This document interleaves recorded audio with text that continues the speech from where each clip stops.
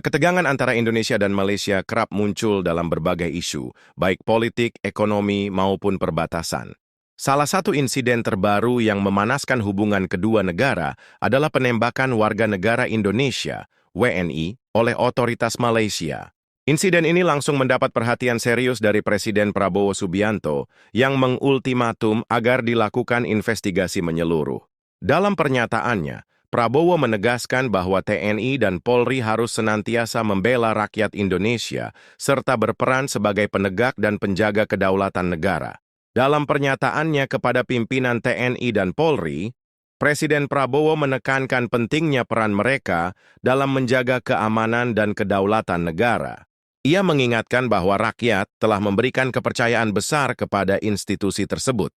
Dan oleh karena itu, TNI dan Polri harus selalu berada di tengah-tengah rakyat, melindungi serta mengayomi mereka. Prabowo juga menegaskan bahwa penting bagi seluruh elemen negara untuk selalu mawas diri, mengoreksi diri, serta menjaga disiplin. Ia mengingatkan bahwa sebagai tentara dan polisi rakyat, mereka harus selalu membangun kebersamaan dengan masyarakat. Di tengah ketegangan ini, muncul pertanyaan besar. Bagaimana jika skenario terburuk terjadi dan Malaysia benar-benar mengajak Indonesia berperang? Jika melihat data Global Firepower, GFP, tahun 2024, Indonesia berada di peringkat ke-13 dunia dalam kekuatan militer, sementara Malaysia jauh tertinggal di posisi ke-42. Perbedaan ini cukup mencolok, mencerminkan keunggulan Indonesia dalam jumlah personel, alutsista, dan anggaran pertahanan. Indonesia memiliki sekitar 1,8 juta personel, termasuk cadangan dan paramiliter, dengan anggaran pertahanan sebesar 9,3 miliar dolar AS1. Sementara itu, Malaysia hanya memiliki sekitar 500.000 personel dengan anggaran pertahanan sebesar 4,7 miliar dolar AS. Dalam aspek kekuatan udara, Indonesia juga jauh lebih unggul dibandingkan Malaysia. TNI Angkatan Udara mengoperasikan berbagai pesawat tempur canggih seperti Sukhoi Su-27, Su-30, F-16 Fighting Falcon, serta pesawat tempur ringan T-50 Golden Eagle. Selain itu, Indonesia juga tengah dalam proses pengadaan pesawat tempur Rafale dari Prancis dan F-15X dari Amerika Serikat. Sementara itu, kekuatan udara Malaysia sebagian besar bergantung pada Su-30 MKM, FA-18 Hornet, dan Hawk 208.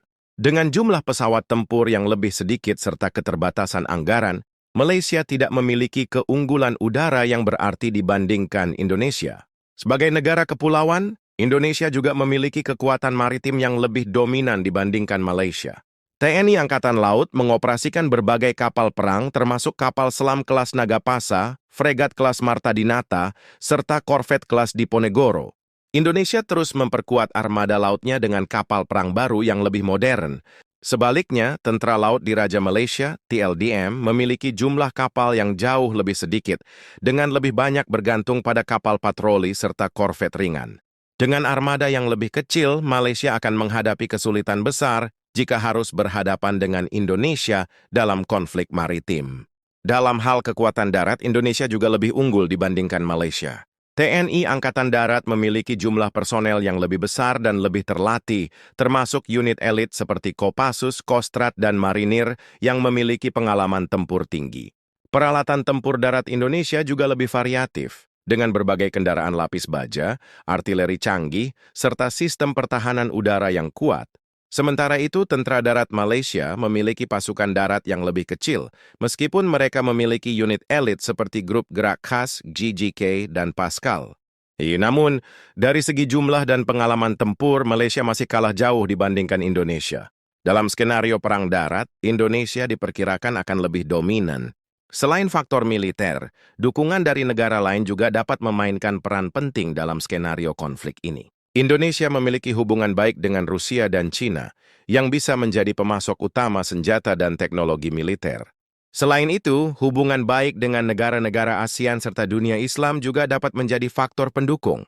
Sementara itu, Malaysia cenderung mengandalkan hubungan dengan Inggris dan Amerika Serikat. Namun, dalam konflik regional, kecil kemungkinan negara-negara Barat akan terlibat secara langsung, terutama jika perang hanya melibatkan Indonesia dan Malaysia. Dari seluruh aspek yang telah dibahas, terlihat jelas bahwa Indonesia memiliki keunggulan militer yang sangat signifikan dibandingkan Malaysia. Jika Malaysia benar-benar mengajak Indonesia berperang, mereka akan menghadapi tantangan besar akibat keterbatasan personel, anggaran, dan alutsista. Namun skenario perang antara Indonesia dan Malaysia adalah sesuatu yang sangat tidak diinginkan. Kedua negara seharusnya tetap menjaga hubungan baik sebagai sesama anggota ASEAN dan lebih fokus pada kerjasama di berbagai bidang daripada terjebak dalam konflik yang hanya akan merugikan kedua belah pihak.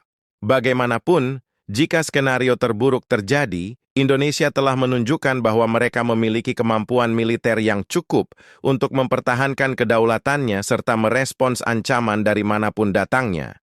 Dalam beberapa tahun terakhir, Indonesia terus memperkuat sistem pertahanan berbasis teknologi, termasuk pengembangan drone tempur, sistem radar modern, serta investasi besar-besaran dalam industri pertahanan dalam negeri.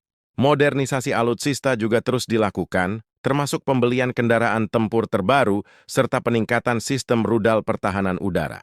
Selain itu, Indonesia memiliki keunggulan dalam pengalaman tempur, mengingat TNI telah lama terlibat dalam berbagai operasi militer, baik dalam negeri maupun internasional.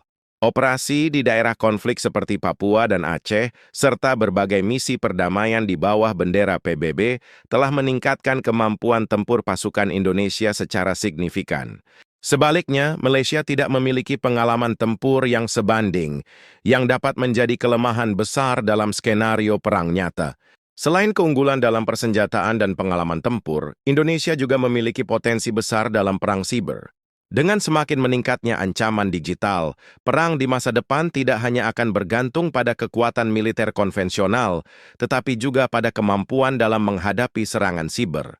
Indonesia telah mengembangkan unit-unit siber di bawah kendali TNI serta Badan Siber dan Sandi Negara (BSSN) yang bertugas melindungi infrastruktur digital negara dari ancaman serangan asing.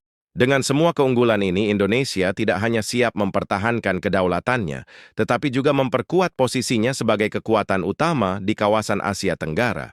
Namun, menjaga perdamaian tetap menjadi prioritas utama. Diplomasi dan kerja sama regional harus terus dikedepankan untuk memastikan hubungan baik antara Indonesia dan Malaysia tetap terjaga demi kesejahteraan kedua negara dan stabilitas kawasan.